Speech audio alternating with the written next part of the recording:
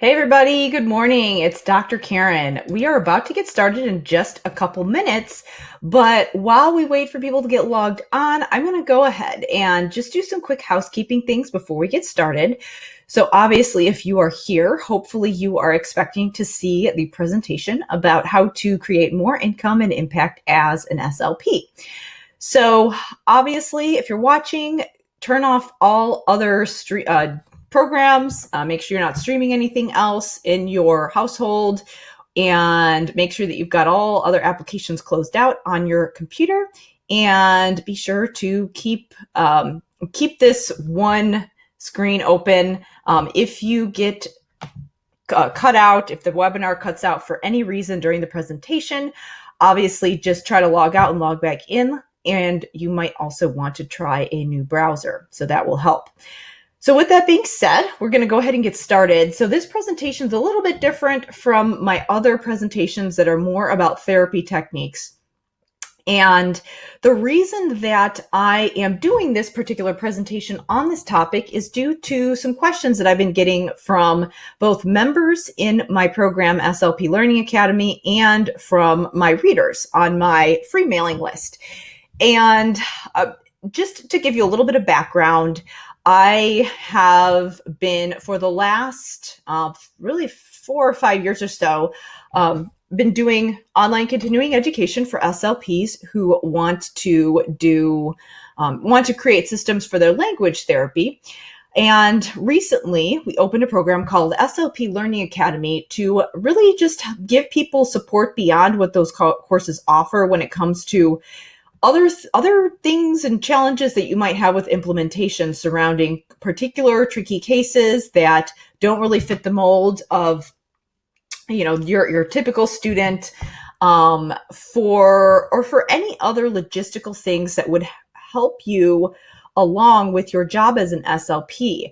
However, some other things have been coming up in the community, and that has led me to add an additional focus and really change what we focus on in the program. So the reason that I'm talking about this today is because this is really just the new focus, and also because I have had a lot of questions about this, about, what if you are an SLP in your current setting and you're just wondering if there's something more, and you're wondering, how do you move to that next stage of your career? And then there's also been a lot of questions in groups. If you've participated in any of the online discussion groups for SLPs, there's a lot of discussions about, what's the typical income? How are these people who are at the top range doing it? So I wanted to talk a little bit about that today, because I've had a chance as a business owner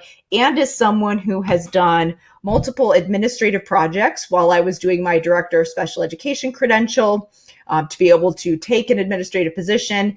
And also, as I've been doing when I was doing my doctoral research, I had a chance to interact with a lot of the leaders of the field in both speech pathology and related fields like other therapies and special education. So I wanted to share a little bit today about how they're doing it and how they think about their jobs differently. So this presentation obviously is for you if you are at the point in your career where you've been doing it for a while, or even if you're just starting and you're kind of wondering, okay, what besides being an SLP in a school, or having a private practice, or maybe working for a private practice, if you're wondering what else there is, and if you're struggling with some of the red tape surrounding how you have to serve your clients when you're working for somebody else, what your job opportunities are as far as the next step, or if you just want more control and freedom out of your career and you're feeling like, okay, you've done all that you can do in this current setting and maybe you like it, maybe you're not intending on switching right away, but you want to know what's out there and you want to know what the possibilities are.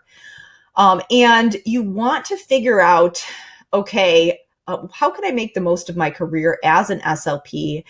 How can I finally feel like I get the respect and the compensation that I deserve. And what are these SLPs doing who are so fulfilled in their careers, making more money than the rest of us, standing out as leaders in their settings and in the field? What are they doing, and how can I become one of them? So if you've ever struggled with any of those questions, so whether you want to stay in your current setting and just explore other options to do on the side or to set you up for the next step, or if you're ready for that next step right now because you've really had enough in your current setting, then this presentation is for you. So wanted to get in a couple things before we started. Obviously, disclaimer, I feel like I'm about to sneeze, so sorry if I have a sneezing fit at any moment here. As a disclaimer, obviously, if you know me, I am Dr. Karen, Dr. Karen Dudek-Brannan, and I own a website, drkarenspeech.com, otherwise known as Dr. Karen Speech and Language or Dr. Karen LLC. And through that website, I am able to offer free presentations, free articles, and other resources because I do also offer paid products and services. And I earn income. That is actually how I earn my full-time income, which I'm actually going to talk a little bit about today.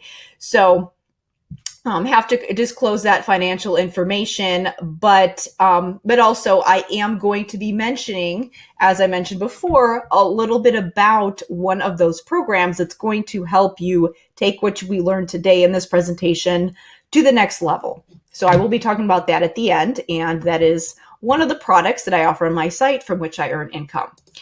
So let's start a little bit about, I realized that I really, I've told my story on previous webinars, blog posts, and things like that about my journey with language therapy and how I was able to go back, get my doctorate, and really specialize in that area. But I haven't really talked about my career journey and how I got to the point I am where I am right now, where I'm running my own business, doing continuing education for wonderful SLPs like you.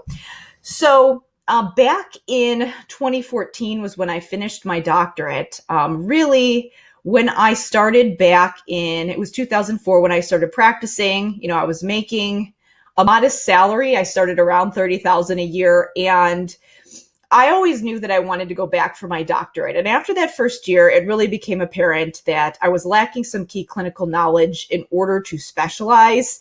And I really was sick of my clients not getting the results that I thought that they should be getting.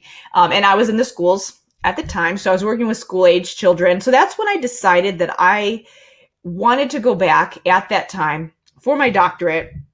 So I had to get really resourceful. I'll talk about that in a minute, but that's when I started back to get my doctorate, and also went in the special ed doctoral program and the director of special education program, because I thought I either want to go into higher ed or have some leadership position in the schools doing some type of special ed administration. However, when I found out that while there were a plethora of therapy jobs, you get contacted by recruiters for travel positions, teletherapy positions, and contract positions all the time, it was really significantly harder to get those leadership positions. And when I got my doctorate in 2014, I was really feeling very lost as far as what the next stage of my career was. I had a lot of possible interests, but I didn't know which direction to go. And I felt that there really wasn't anybody who could help develop my career. There were a lot of people who, they may have leadership positions, but I just really wasn't feeling like I got the support that I needed as far as developing me beyond the next steps, beyond that clinical position. So I really had to learn it on my own. And so for the next few years, I tried a little bit of everything to really find my path and figure out what was aligned with my strengths and what would be the most fulfilling for me. Because while I loved being a clinician, and while it served me well while I was doing it, and I got a lot of great experience, I knew there was something more. I always knew that there was going to be something more when I took that position. And I'm pretty introverted, so it was really hard to be on all day in therapy. And there were many times that I would think to myself, you know what? I really wish there was a program or a system and for my particular Achilles heel, it was language therapy. I was like, somebody should develop a program for this. And if I had time, I would develop a program. And if I could do the research and I knew what I was doing, I could develop XYZ. And I was really didn't have time to do it. So at that time, that was around the time that I was kind of thinking, all right, maybe it's time for me to finally bring these ideas to life. And so I did a number of different things, and I wasn't exactly sure how to implement that. So I tried administrative projects at my current position. So I could, got to interact with the leaders in the district and create new initiatives. I took on adjunct positions. Let's see, what else did I do? I took on private clients. And at that time, I also did some consulting. I coached clinicians and doctoral students finishing their dissertations. So I had clinical supervision, private practice, administration. And then also I started to develop, that was when I started my blog. And this takes us to about 2015. And when I started to develop programs for SLPs. And so throughout that time, I was really able to, number one, interact with a lot of different people who were already doing these things that I wanted to be doing. And the people who were, again, earning more, but also who had advanced to that next stage in their career and really found themselves. And then also I was able to develop a lot of the skill sets that you need in order to advance. So I wanted to share that with you today, what I was able to do, the different options out there, and what these people who are managing to move on to that next stage, whether it be a leadership position, starting a private practice, going back for your doctorate, or starting a business on the side and either using that to earn some supplemental income or eventually making that your full-time gig, wanted to share that with you. So again, during that time when I did all of those things, I got to observe some of the top performers in the field. So whether that be when I was doing my doctoral research, whether that be when I was doing administrative projects with people in the school systems and clinical settings, people who were supervising other clinicians and mentoring them. And then also I got the chance to interact with other business owners who were creating products and services for SLPs, or their clients. So people who are in private practice, people who are doing online continuing education, people who are creating products for SLPs or coaching them.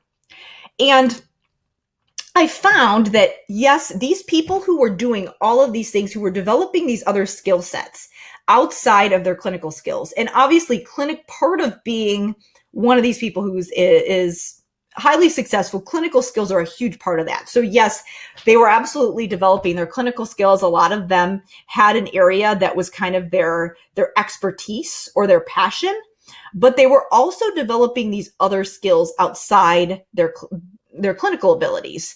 And the thing is that a lot of times in grad school, it's just focusing on evaluating and treating. But in order to be really successful in this field, and really in a lot of other fields as well, there's a lot of other skills that we need to develop. And all these other people were doing these things, and which is why they had their hands in a lot of different types of experiences, aside from just doing the same thing over and over.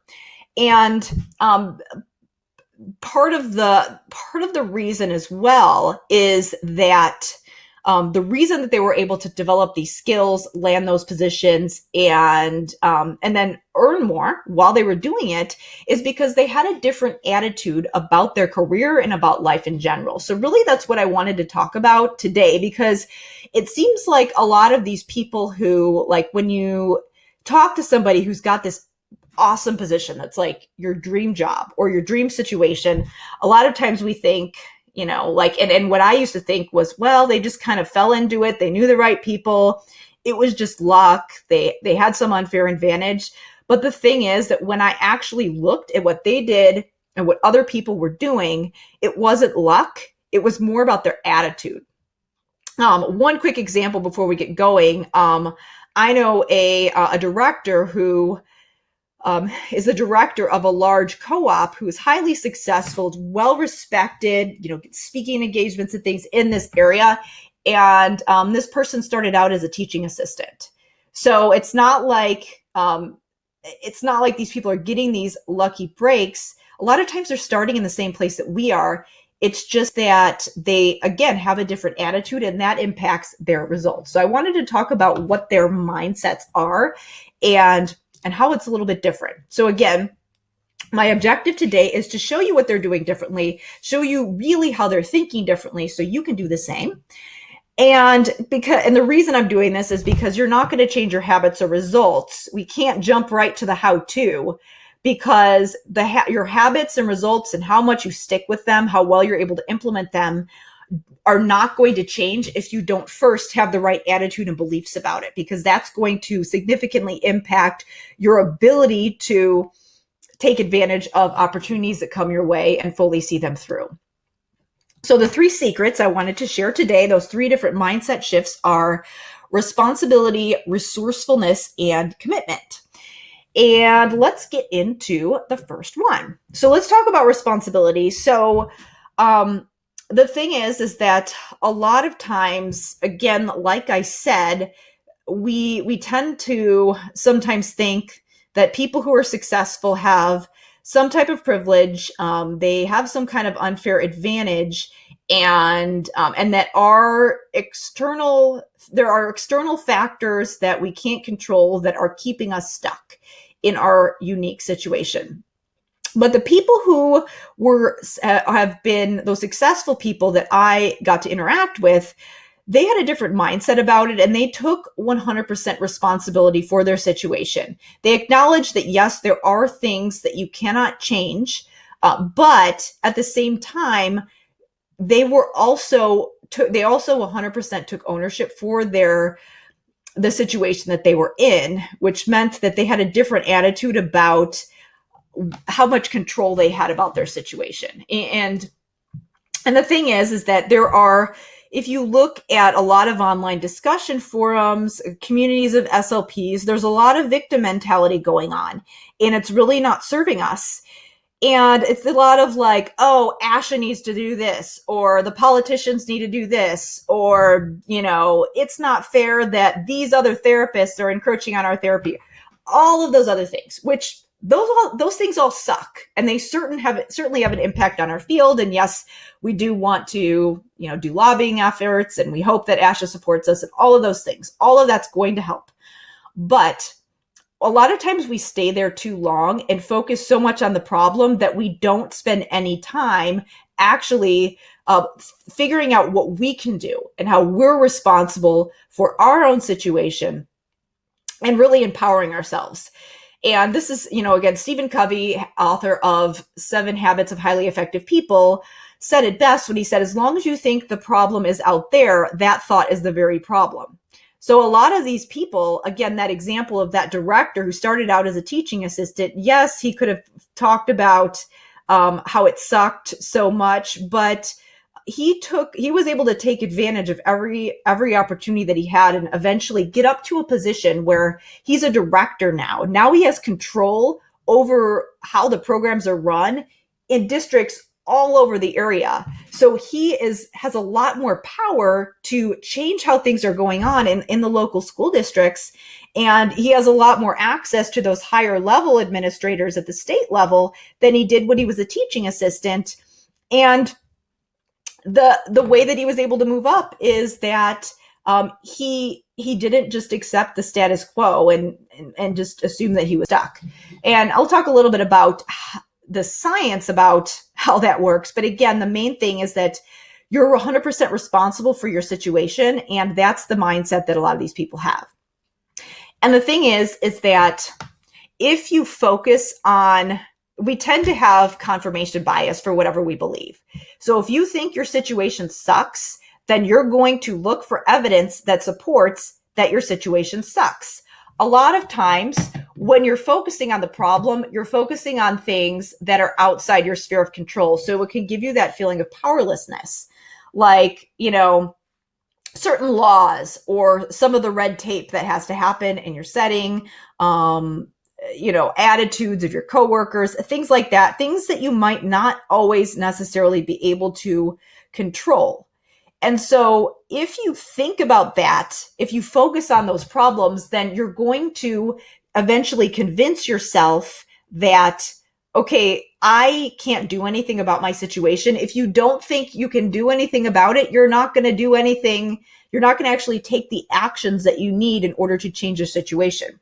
Whereas people who have that more of a responsibility mindset are likely to focus on the things within their sphere of control. So what they're doing is that they are creating evidence, or not creating evidence, focusing on the evidence that shows that they are empowered and they can do something about their situation. So they're more likely to have that idea of, I'm in control and I can do something here. They're more likely to take the steps that they actually need in order to create those situations for themselves. And the thing is that there's almost a kind of a martyr mentality going on in a lot of education and therapy positions, where we almost kind of glorify, like, it's almost like the starving artist mentality, like, oh, I'm working so hard and spending, working 12-hour days, barely making any money. And we almost wear it like a badge of honor. And the thing is that if you're in a situation like that, where you're barely keeping your head above water, you're not going to be in a situation where you can help other people. But if you do put yourself in a situation where you're more empowered, where you're making more money, where you have more control, you're going to be better able to help other people. And you're also probably going to be in a position where you have more control over those decisions. There was, and I can't remember who said this, but the quote was, the best way to help the poor is to not become one of them. If you have resources at your disposal, like money, like a position of authority, respect, and you're taking advantage of those things, and you get yourself into a situation where you have those things, you're going to be better able to support people. If you're barely keeping your head above water, that's going to put you in a situation where you're going to be so stressed that it's going to be hard for you to support others. So again, you're not going to be able to get there, though, if you're always focusing on things that you can't control and convincing yourself that there's nothing I can do about my situation.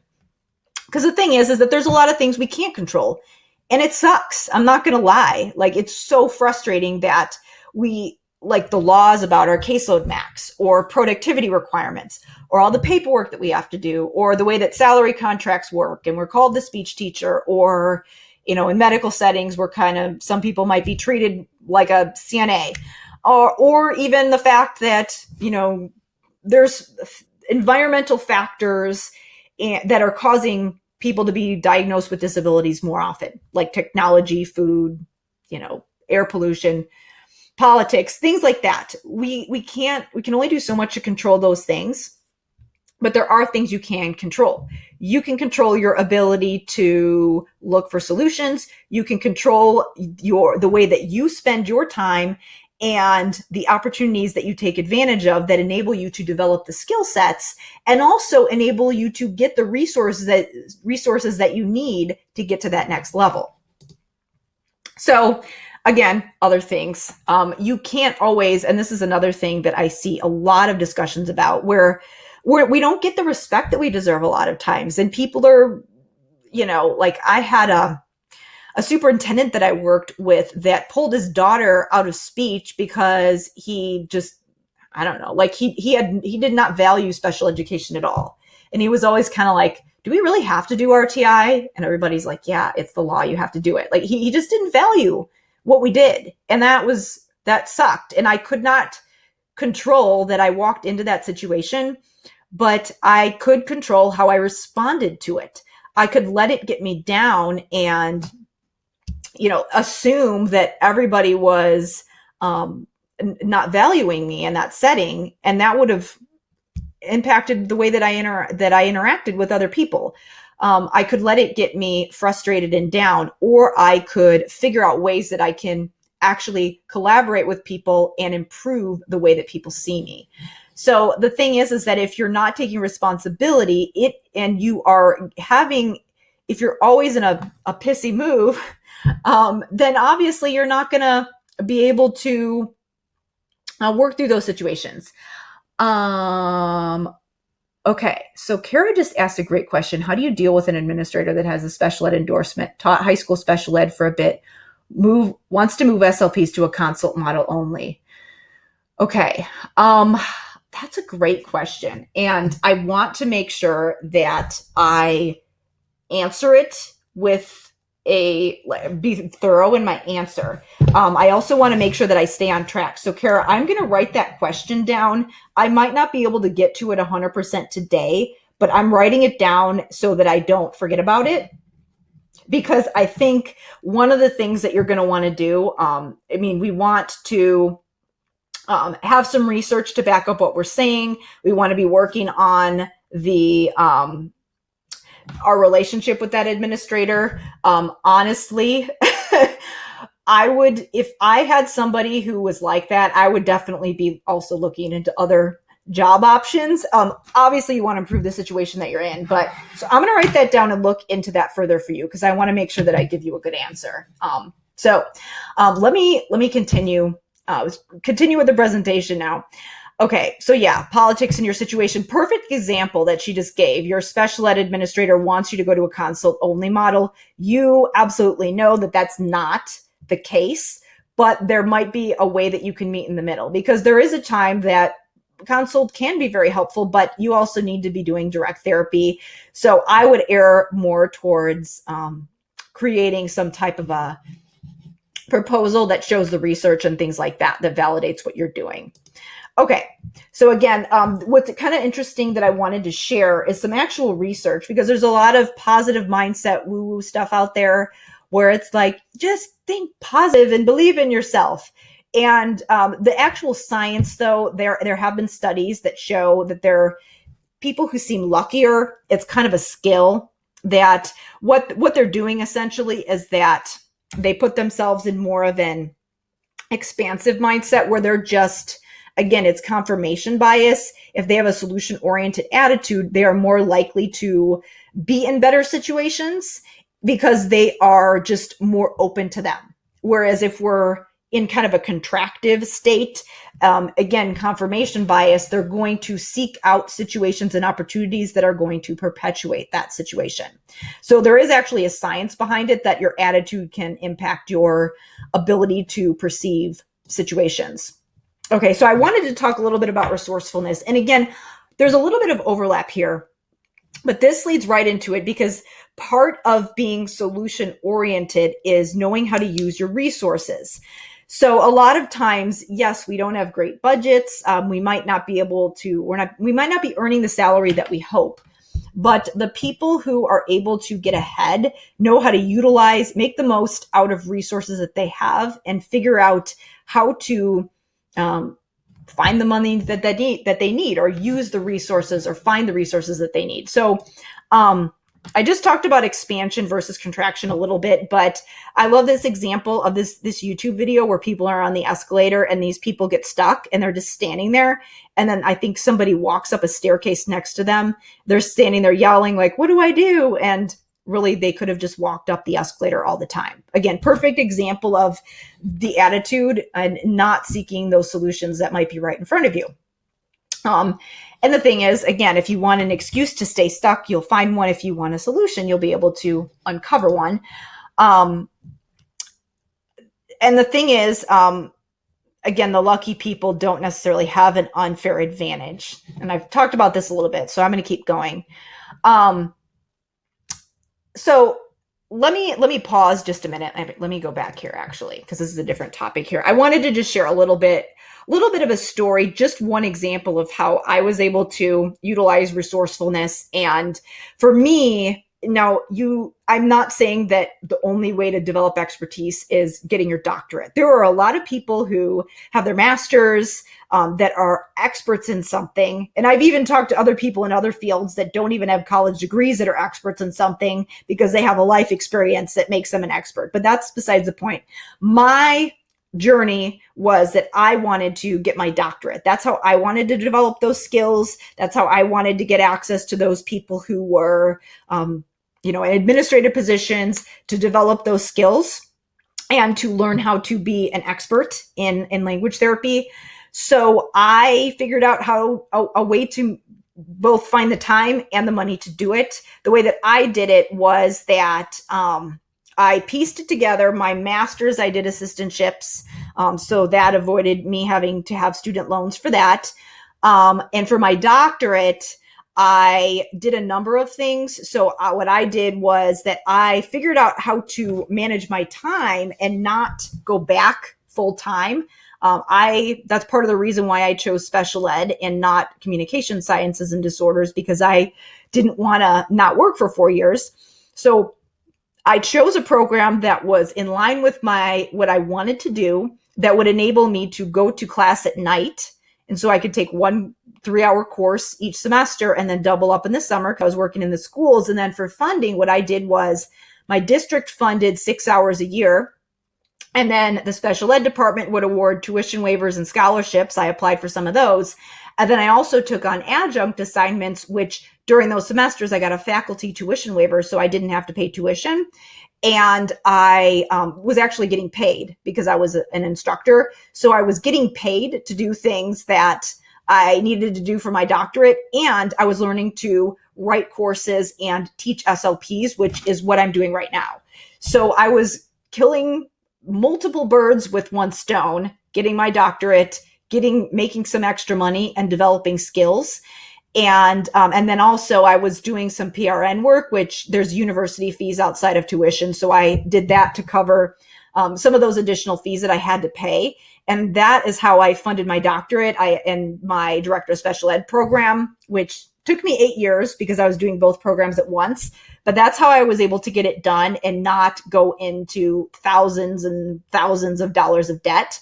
And again, work at the same time so that I was earning money, gaining job experience, and developing my expertise and also legit credentials. So that's how I was being resourceful instead of just, and again, I know that a lot of people have student loans, but that's just one example of how I was able to utilize my resources.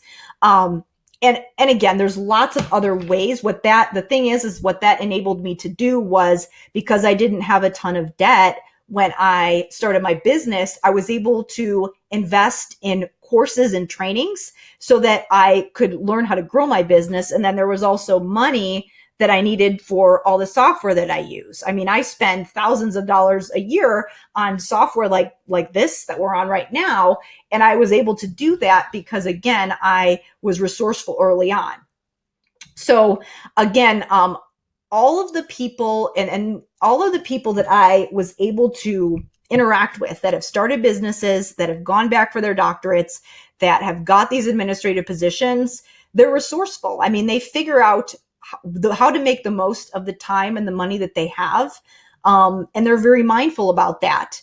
And that's how they're able to, you think about these people who it's like, how do they do that? And how do they have time for all that? When do they sleep? They're really good about spending their time.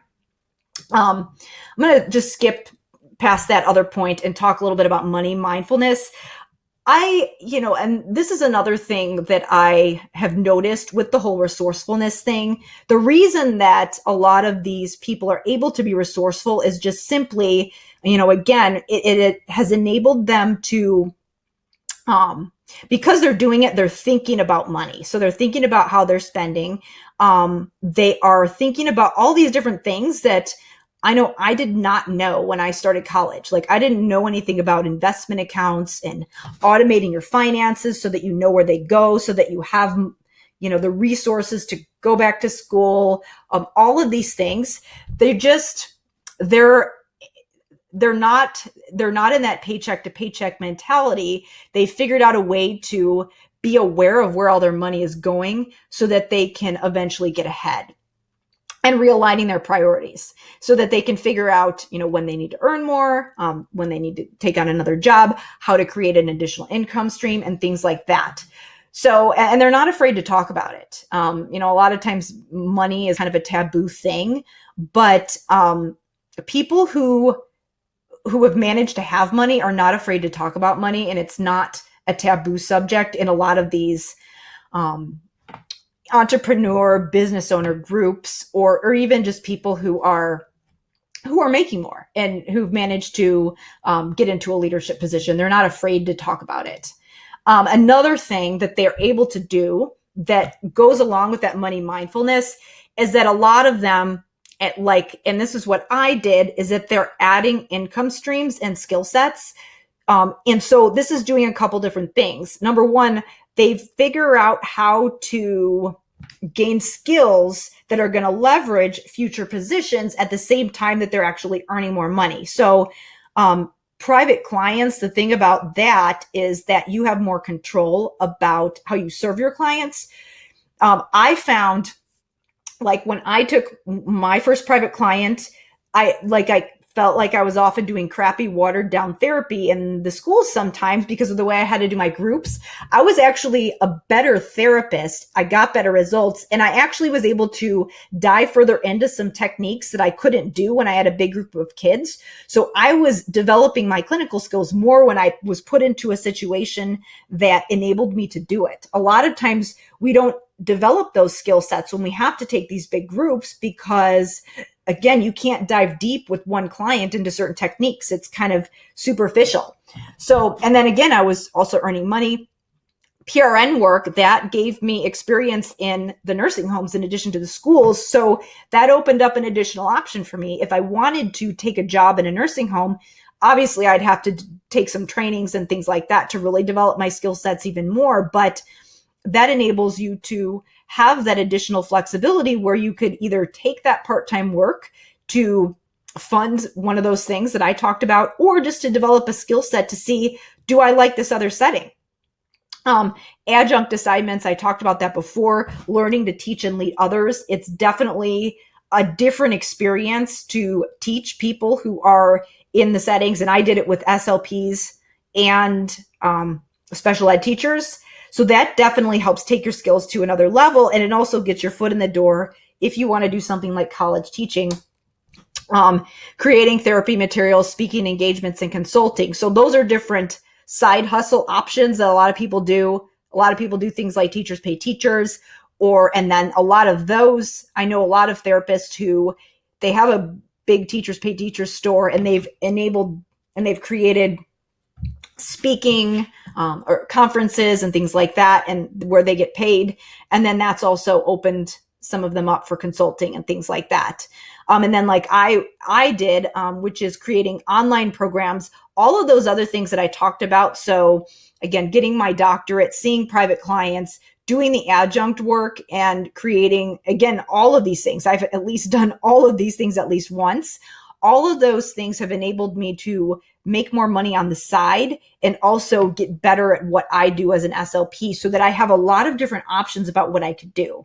Same with administrative and leadership roles. Now, I would say the administrative and leadership roles for me was the one thing I didn't get paid for, but I had to be resourceful with my time and develop some of those relationships so that my boss, my principal, would give me the chance to do some of that work. And so what I did was, I would look at a project that wasn't getting done by other administrators that needed to be done. And I would say, hey, can I do this? And then I would just take that project on, and that gave me some of that experience. And so that helped me to build some of those relationships as an expert in my building, even though that didn't necessarily make me more money at the time. But what it did is that it helped me to show my value and allowed me to be of service to them by taking something off their plate. And that really helped to develop that relationship.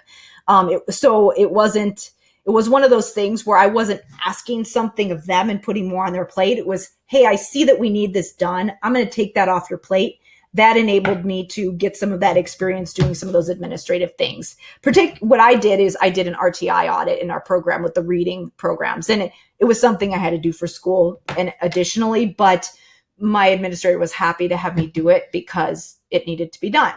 So again, all of these things that the people who've managed to get administrative positions, maybe they have a clinical position and they've got private clients on the side, or they've created an online program on the side, or they're going around to speaking engagements.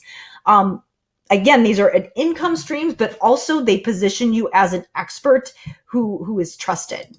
So that brings us to secret number 3. I wanted to review the first 2. Again, we talked about responsibility. So taking responsibility for your situation, because that means that you're going to be more in a mindset of looking for evidence and solutions to the issue to get you into a new situation. Secret number 2 is resourcefulness. So figuring out how to use the resources you have. And then number 3, commitment. So you can see that these all go hand in hand, but a lot of people, again, if you look at how they spend their time. So I talked a little bit about, in secret number 2, I talked a little bit more about resources and money, but I wanted to talk a little bit more about how we use our time under secret number 3. Because if you look at how people spend their time, you can tell what they're committed to. I mean, for example, let me think about so people who are, really into fitness, they probably spend a lot of time looking up workout routines and, Googling things or spending time at the gym, things like that. So they're committed to fitness. They spend a lot of time on that. People who aren't, don't think about it. Same thing with professional development. And a lot of times what happens is that, and this is just one example, and this is again kind of the focus on problems versus solutions.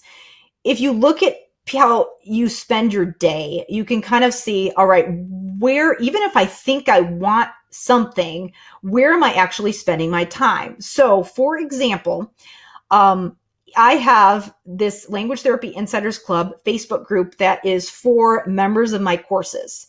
So if you look at, and I'm also in a lot of Facebook groups for courses that I have paid for, and I spend way more time in those groups than in the free groups. Yes, I do admin a couple free groups, and free groups are not bad all the time, but just the mindset and the types of things people are talking about is very different when you look at the paid groups or those smaller, more focused groups than the free groups. And a lot of times it has to do with the level of commitment and where people are spending their time and energy. So for example, in this group, it's all focused on how do I become a better SLP? How do I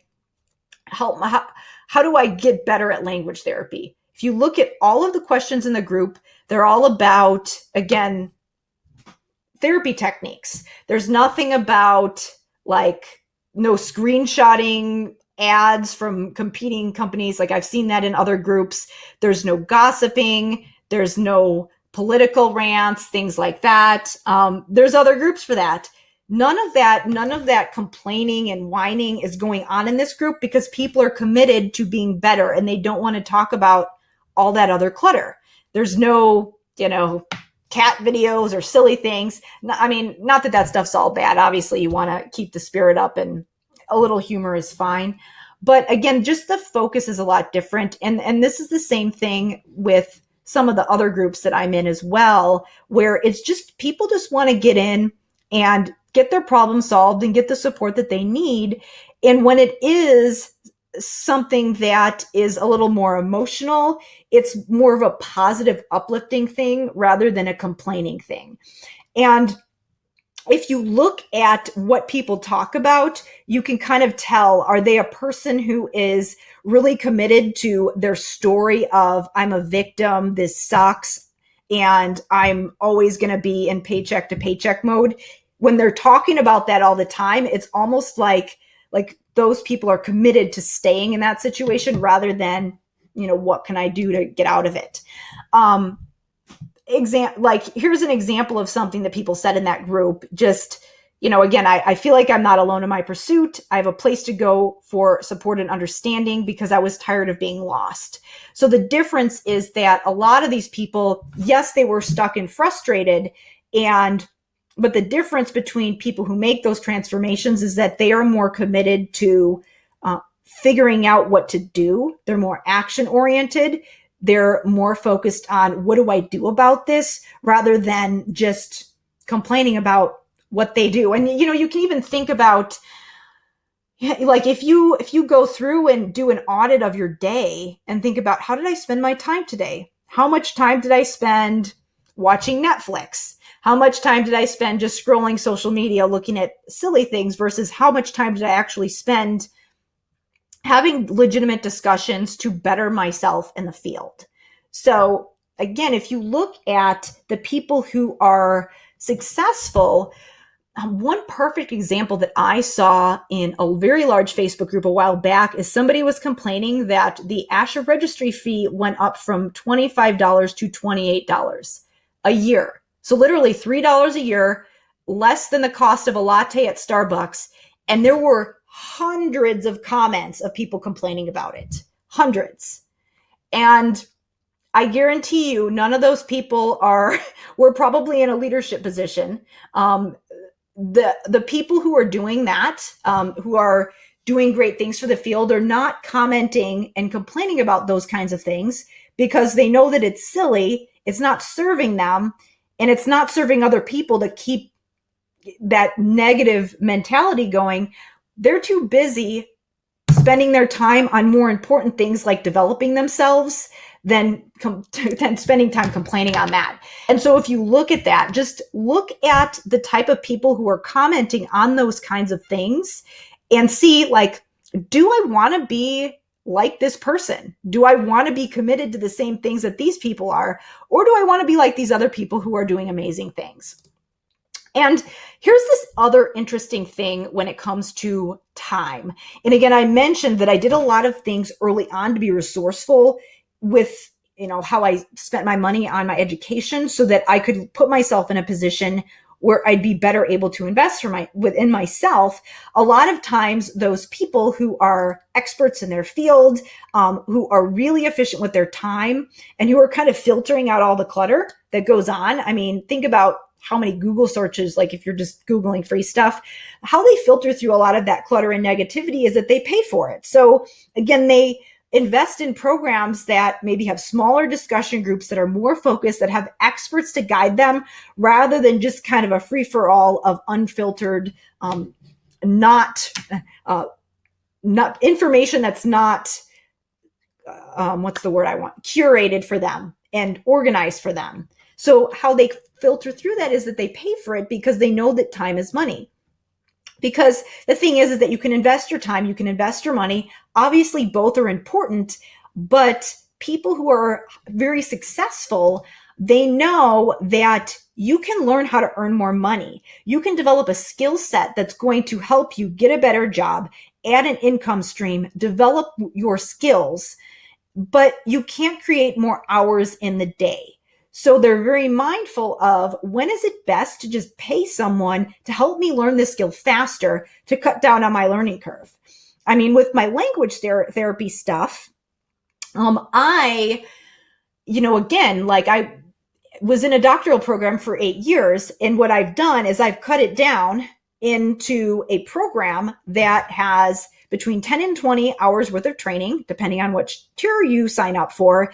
And that helps people learn all of that stuff that it took me years to learn, helps me cut it down so that they can learn it in, again, like you could learn it in 6 weeks if you wanted. Obviously, there's a time where you're going to be implementing it, but you could start it at the beginning of the school year and be pretty solid by the end of the school year, rather than taking all that time that I took. So the people that are investing in that type of program are the ones that are like, you know what?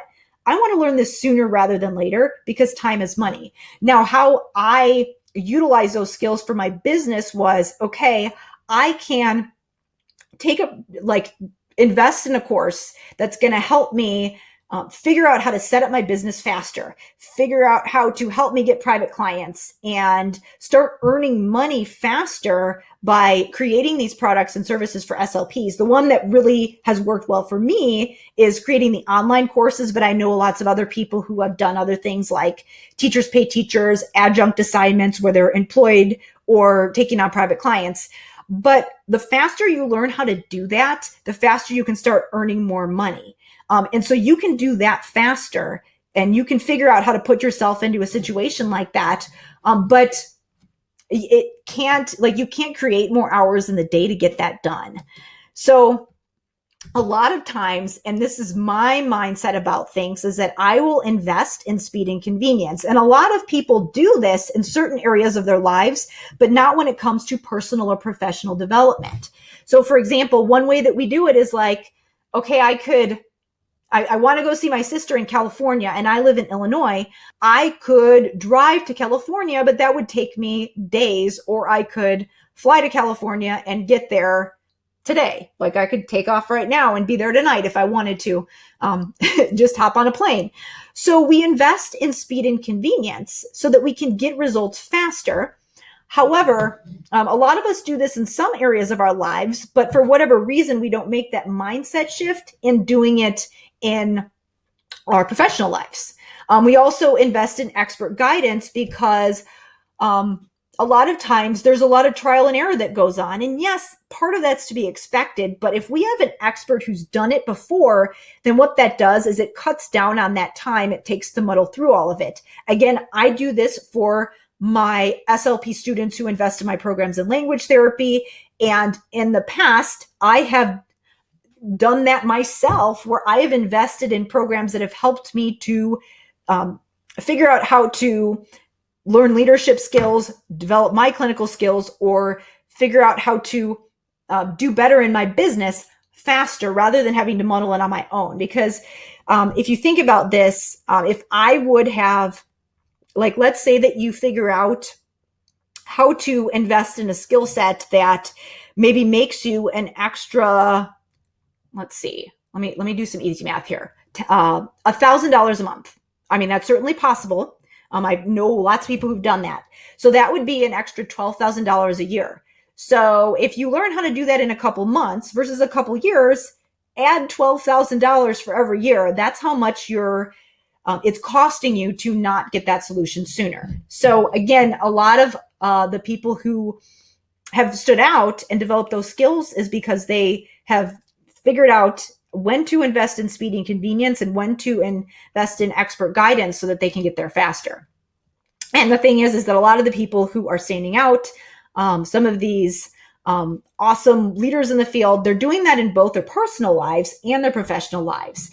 And they're not afraid to invest in themselves in order to have a better situation. And the thing is that it's not just about money. For me, what it's allowed me to do is that, I'll be honest with you, when I first started my business and when I was doing adjunct work and when I was kind of doing my whole career exploration thing, I was working a lot, but it was a temporary thing. And so now that I've figured out which one worked for me and which one to really focus on, which for me has been the online continuing education, I am working significantly fewer hours than I was as a school SLP, and I have replaced my income and then some. And it's because I figured out what was in line with my skill set, and it doesn't feel like work. Like this right now, talking about this with you doesn't feel like work to me. And so the work that I am doing is a lot more fulfilling. It's more energizing. And so I am a better person in all areas of my lives. In health, I sleep better. I am like a better parent, a better spouse. I actually make dinner for my family now instead of just, getting some takeout or whatever. Like, I am a better person now because I figured out how to utilize my time, and I've created a situation that's ideal for me. And yes, there is a learning curve with this. It took me a couple of years of hard work to get to this point. But once I developed my skills, I figured out how to create a situation that was a lot more fulfilling, and that's made me a lot happier. And that's also had me in a situation where I feel like I'm earning the money that I deserve for my skill sets. So again, the problem that I found though is that when I was figuring out, because there's a lot of programs that help you as an SLP with the career development or not the career development, with the clinical skills, which again, that's super important. Obviously, there's a big push for evidence-based practice for a reason, but a lot of times that stuff will only take us so far. So we need to learn what the research says. We need to learn how to implement that and build our clinical skills and have those really good problem solving skills. And that is why I do that for a lot of my programs and for SLP Learning Academy, the one I'm going to share with you in just a couple minutes. But then there's other stuff too. There are things like learning how to, again, perfect example of a question that we had today. What do you do if you have an administrator that is advocating for a model that you know is not right? What do you do in that situation? What if you're in a job where you're like, you know what, I've done everything I can to improve this situation, and in order for me to develop my skill sets and really serve, I need to be in a different job. Or what if I want to switch settings? Or what if I want to start doing some of these other things that I mentioned, private practice, a side hustle, adjunct teaching, all of those things. There wasn't a lot of guidance that showed me how to do that the right way. And a lot of the guidance that I got wasn't very good. And so when I first started going on interviews, I fumbled. I actually had a superintendent tell me how terrible my interviewing skills were. And it was pretty embarrassing. But the thing is that I didn't have that guidance. I had to learn it on my own so that I could get to the point where I am right now. And so again, successful people know they only have so much time. They don't want to wade through endless amounts of free information, because digging through all of those free information costs your time, and time is money. And so just here are some examples. Again, since we've talked about commitment and time and where are you spending your time and how are you being resourceful, they're good at prioritizing. And what is fascinating to me is that a lot of people who seem like they're running around with the chicken with their head cut off, again, they're kind of glorified in their busyness and that martyr mentality, like, I'm so busy, I've got a million things. And they're so overcommitted that they're half-assing about 10 things instead of whole-assing one or two things and doing really well. The people who are successful know how to, again, they have their hands in a lot of things and they're open to a lot of different income streams, possibilities, but they also know how to funnel out the other things so that they have the time to do that. And they know how to figure out, okay, what are the things that serve my higher purpose? Perfect example when you think about the time commitment kind of thing. So time wasters, sorting through a ton of free information. I'm not going to lie, I sometimes sort through free information, but it's more to figure out what information do I want to pay for? Or I might sort through free information if it's something that I'm like, okay, I'm not really committed to this. Like I'm not, but if it's something I'm committed to, and this is the same thing with other people that other leaders that I've interacted with, is that they are more likely to invest in that quality curated content. Again, stuff that's funneled down. And this goes on to that next thing I have on there with the collecting lots of stuff, minimizing clutter, less, not more. So if you're a hoarder, and full disclosure, I was a materials hoarder. I am still a hoarder in some areas of my life, but professionally, my mindset is less, not more. Because again, when you have so much information in front of you or so many materials in front of you, it's so much work to figure out what you're going to do next. There's a lot of cognitive fatigue associated with funneling stuff down. So if you actually have fewer choices, it's easier to make a decision and easier to make a quality decision.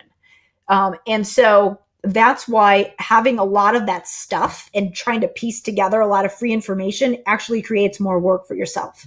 Then DIYing everything versus investing in expert advice, because what it enables you to do is have that expert advice to figure out where to focus and also to provide that high quality curated content. We already talked about things like complaining online versus online debating. Again, we've talked a lot about those things, so I'm not going to go too into that. But again, also online debating. I don't spend a lot of time debating in online forums. There's a lot of that going on in our field. And again, where I spend my time is that I might look at some of those things that are going on, and I might look at a perspective of somebody in our field or even something political. And I might not spend a lot of time with that person who's clearly on the other side that doesn't want to change their mind. I don't try to convince them. I focus my time on building skill sets and creating a vision because I know that's what's going to make a change. If I put myself in a position where I have a platform where I can impact people, teach people, and I have the skills to do it, that's going to make a bigger impact because I know that there are going to be people who are not going to invest in working with me no matter what because they're too far on the other side of the fence. But then there are people who are like, yes, finally, you're saying what I've been saying for years. They're going to invest and they're going to spread that vision. And then also there are people who are kind of on the fence, like, what do I believe in? If I focus a lot on convincing those people to do whatever initiative that I have. And so I focused a lot on this, again, with some of my online programs, but even with something like the question that we had earlier, where it's you have people in your building that are that don't believe what you believe. Sometimes it's better to focus on those low-hanging fruit that do believe you and then kind of build a movement from there so that you have some additional support that shows, hey, like this is a good thing to be doing. Like, how it might manifest in your situation is maybe you have some teachers who really value the direct service that you do and really buy into what you do. And so those people might be the ones that, again, the low-hanging fruit that are willing to be convinced, that are coming to you for help. That's how you start those movements and start changing people's mindsets. It is a little bit challenging when it is your boss, but a lot of times you have more control than you think. And one of those things is, again, creating evidence, and getting that credibility, even from other people that are saying like, yeah, I saw great results with my students because of something that she did. So again, I spend more time, and a lot of the people that I know to be influential spend more time focusing on the people that believe what they believe or that are willing to be convinced, because that's what's going to really start those movements, not, with the people who just don't believe you.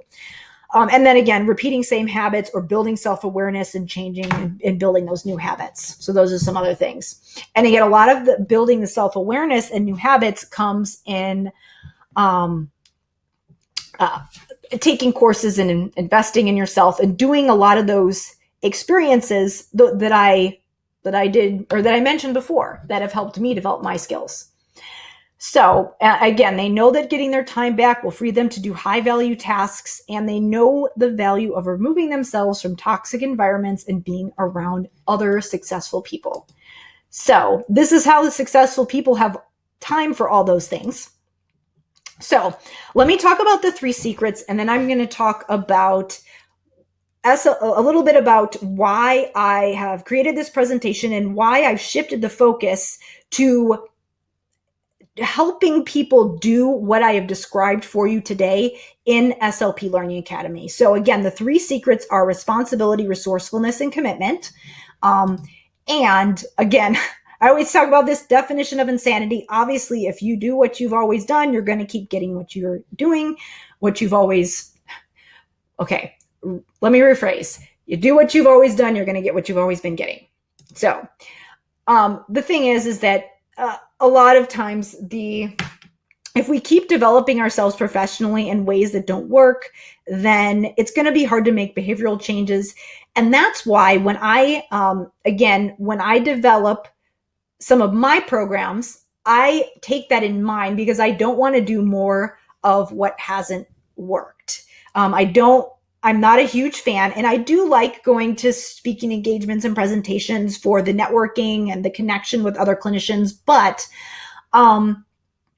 the thing is that those one-shot professional development models, they just did not, when it came to up-leveling my career, they just didn't work for me. They just weren't enough. I just needed more. And I found that other people need more too. And I know that you need more as well if you want to do this. So that's why when I developed SLP Learning Academy, which is a coaching program for SLPs, I took all these things in mind. So that's why it's focused on actual coaching, because up-leveling your career and advancing to that next level, it's emotional. It requires you to go beyond your comfort zone. It requires you to problem solve through unique situations that you just can't. When you build a one-shot course, you just can't account for all those different things. Like, somebody asked me a question that I wasn't expecting today, and I've, as a coach and a mentor, I've got to problem solve through that situation on the spot. And you just can't do that when you do a one-shot program that doesn't offer any follow-up support. That's why all of the programs that I offer at least offer some kind of a Facebook group or comments where people can ask follow-up questions that maybe I wouldn't have thought of. And then also expert guidance. Again, when I was focused on career development and that next stage, there were a lot of people who were good at clinical. There were a lot of people who were good at like interviewing, but nobody who was good at both of those things together.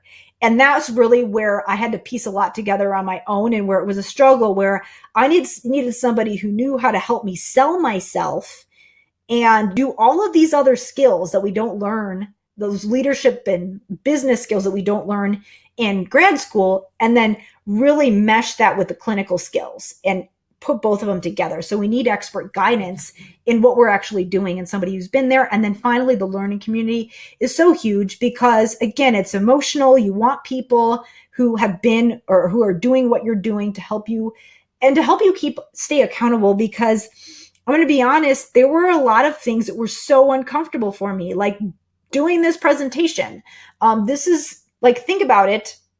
There have been times when I've logged on and there's hundreds of people watching me. Like, that's uncomfortable.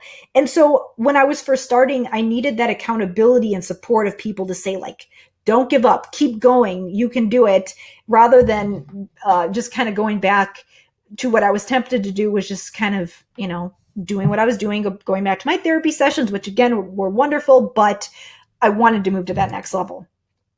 And the thing is that it's possible for you to have a fulfilling career and make a true impact without feeling burnt out, and get to a point where you have that flexibility and freedom if you have access to support that shows you how to do it.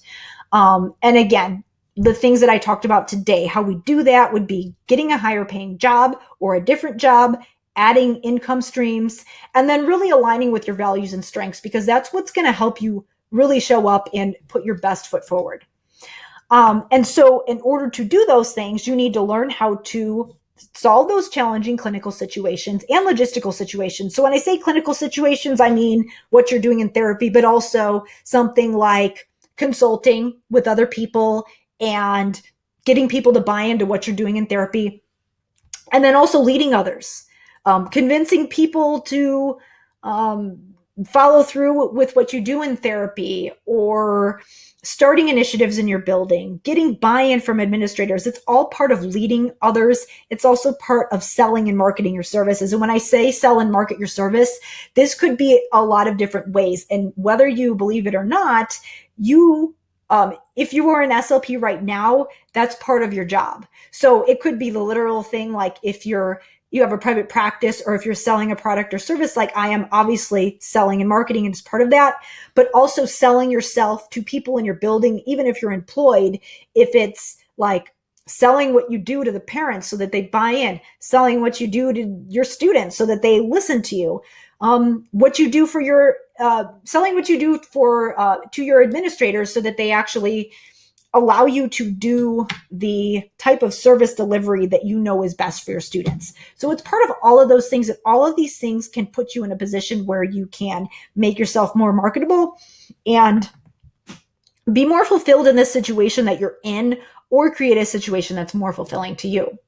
So again, that's exactly why I've created SLP Learning Academy. I will tell you that when I first started the program, what it is now is an online coaching program that helps pediatric SLPs earn more and create a more fulfilling career. I'm actually going to pop the sign up page up in the chat so you can take a peek. I think if you click on it, it'll take you to a separate page. So I don't think it will take you away from the webinar. But so what SLP Learning Academy is an online coaching program to help pediatric SLPs earn more and create a more fulfilling career. What we started off with, and what a lot of the coaching calls have focused on so far, because we started this summer, is a lot of them have been problem solving through clinical situations, but we also have a lot on things like starting initiatives to support parents at home. So a lot of the beyond what you do in therapy. And then we've also talked about just getting buy-in from people. We had one session about the whole like motivational interviewing and talking to someone in a way that helps that you guide the conversation in a way that helps you buy in and really helps persuade them to do something that is in everyone's best interest. So we talked a lot about that, but I've been getting some more questions lately about, well, I'm kind of interested in working in another setting on the side to see if I want to switch to that setting or to see if I want to develop both skill sets, earn more. So we've talked about that, about just your options for switching settings and starting something on the side. And then I've also been asked about just business coaching, like starting an SLP business, running an SLP business, for things like supervision or just starting something on the side. So what we're going to be doing is adding more things that will help you to advance to that next level in your career. And the way that it actually works, again, the goal of the program is to coach you through creating a more profitable career, building your clinical expertise, showing you how to create those additional income streams, or set you up for leadership roles. And the reason that it's so eclectic is because doing this is in specific to our field might involve developing multiple skill sets. And it is nobody's journey is the same. My journey has been very different from a lot of my colleagues who maybe they're running a practice and have clinicians working for them. Maybe they do consulting. Maybe they have a membership that sells SLP products. Maybe they're doing courses, all kinds of things.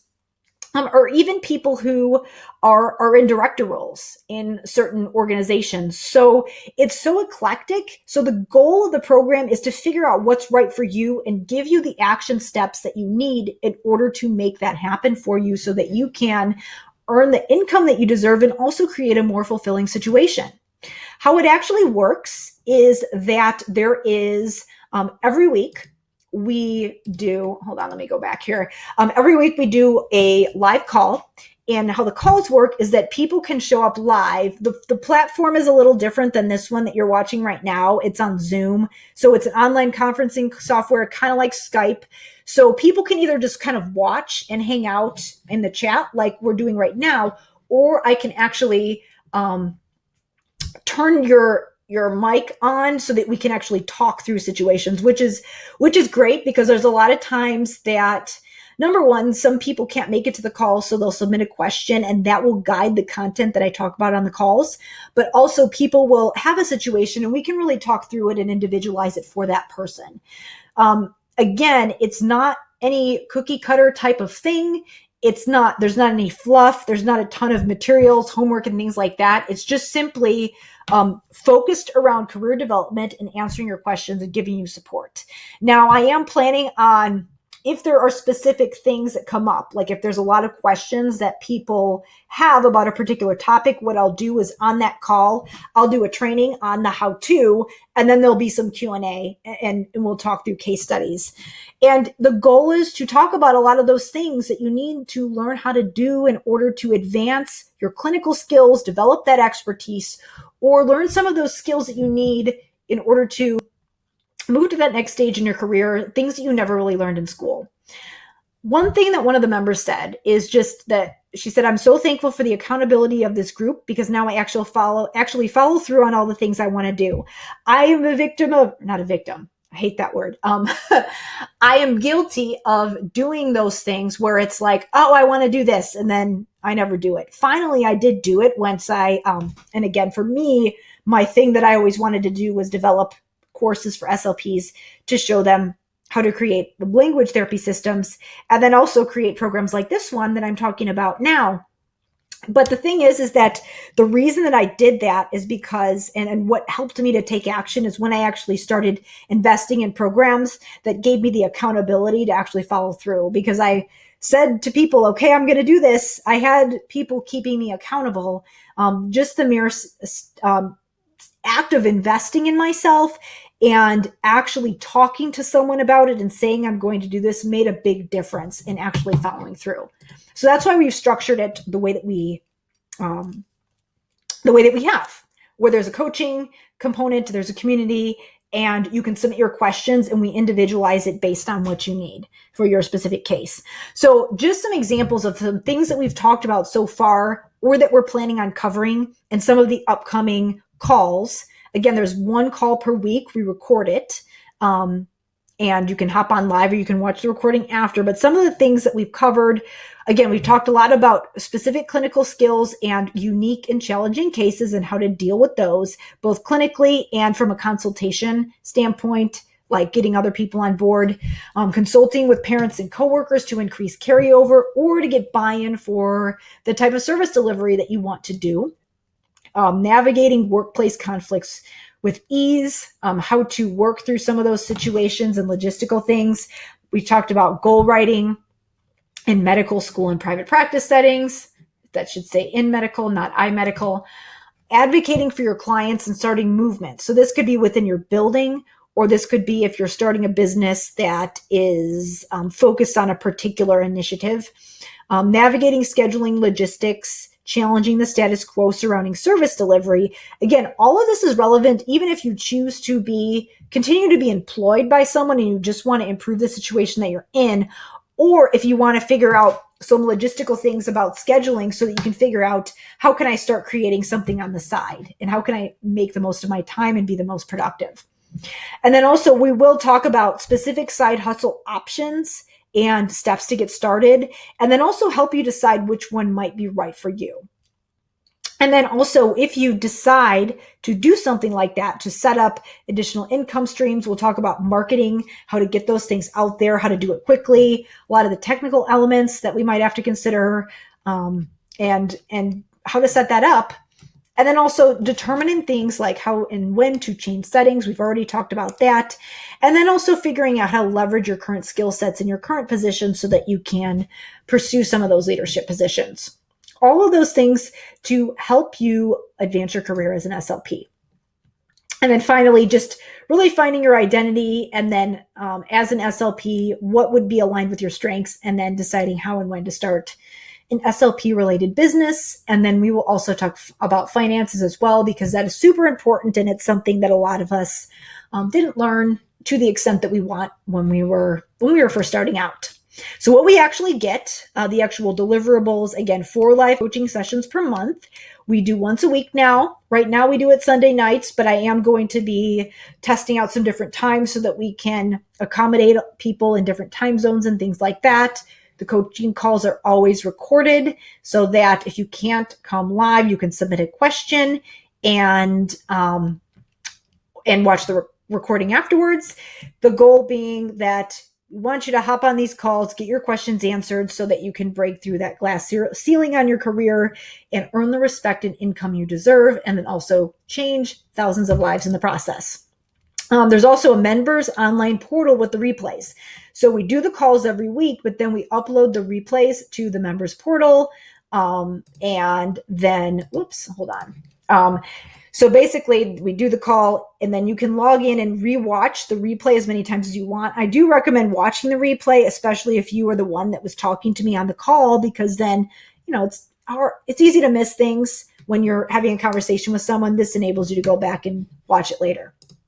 And so, I've spent a fair amount of money. When I tallied it all up, it was close to $60,000. I think last year I spent like over $20,000 in professional development, figuring out a business building and putting this together. And then there was my doctorate, things like that. So I pieced it all together on my own, but I want you to cut your learning curve down so that you can start building that career you love, so you can get access to that faster and start doing those things much more easily. So again, we've got those 4 live coaching sessions per month, members online portal with replays, and then we've also got a professional learning community on Facebook. So there's 2 different ways that you can ask me questions or make comments in between the calls. There is a little comment thread under each of the coaching call videos, but where you're going to see the most action is that where you're going to get a reply more quickly from me is if you post them in the learning community. So if you got questions, want to start discussions, you can post them in the learning community, and that's going to give you a way to connect with some of the other people in the program as well. The goal being that there's not a lot of clutter in that group. It's a lot of me sharing resources and making announcements about topics that we're going to come up with on the coaching call. It's also a place that you can ask for questions. So there's not a lot of clutter to sort through, because we want you to get the answers efficiently that you need so that you can get to work and get the results that you want faster.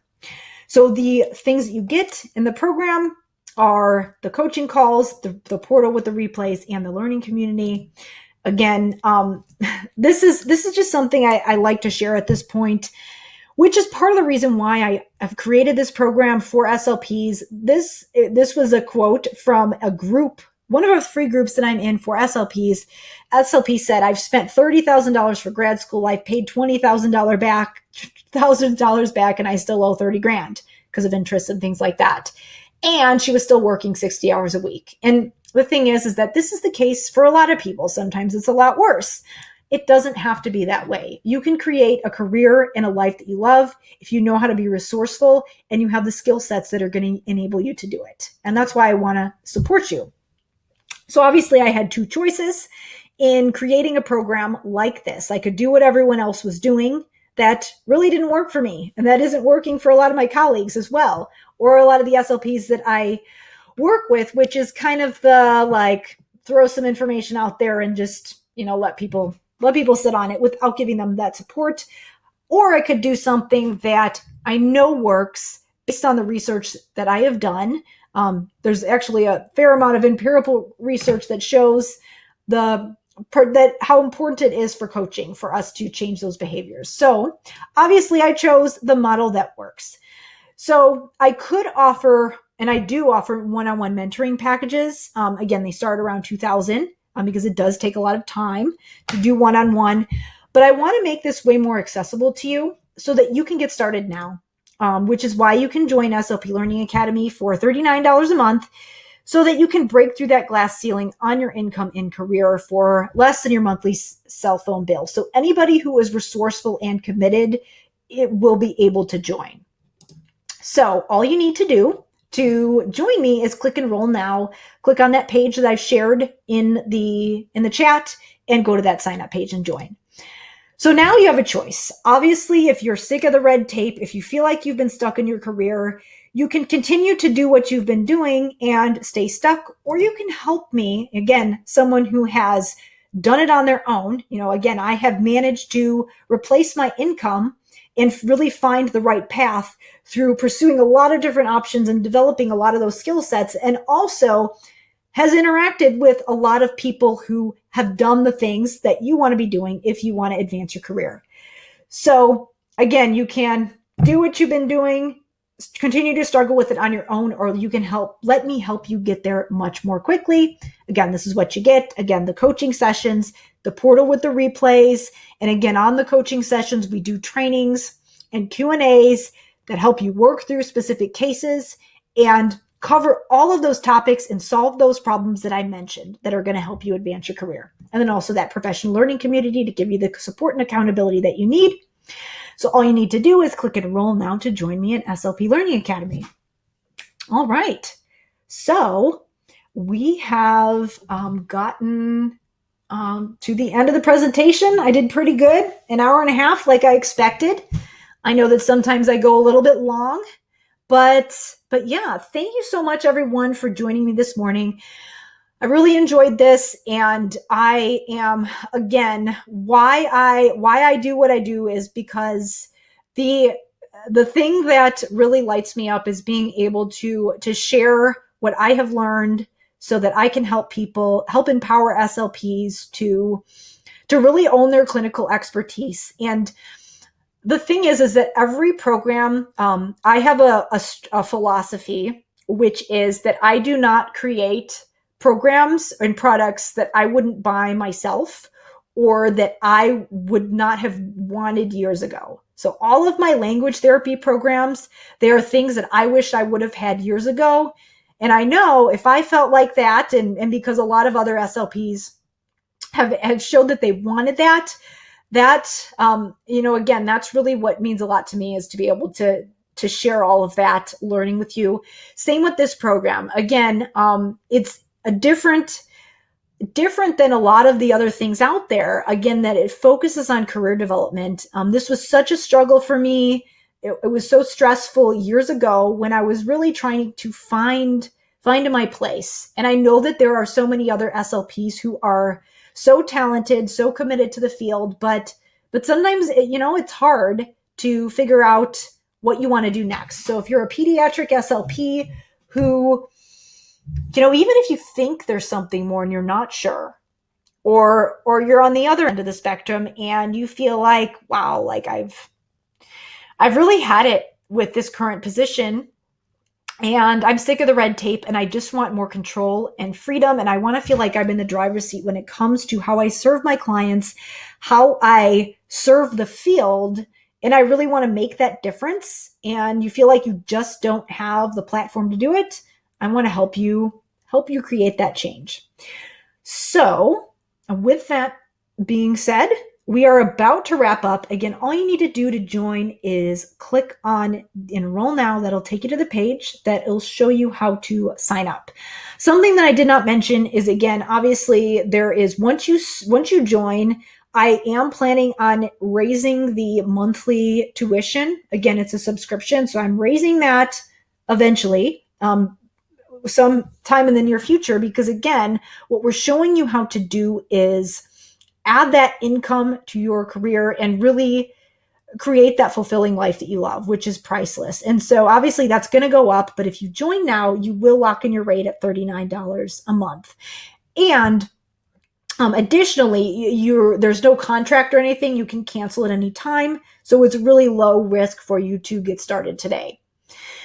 So we will go ahead and wrap up. Thank you so much for joining me. And feel free to, again, not just click Enroll Now and check out that program and go to that page, but if you have a friend, if you have colleagues who are struggling to get to that next stage in their career, feel free to share this presentation with them. You're going to be getting a replay in your inbox, and also share with them the sign up page. So share this with them, invite your friends to join so that you can support yourselves together. All right. Thank you, everybody, for joining me, and have a wonderful, wonderful day. We will wrap up, but I hope to see you in the members area.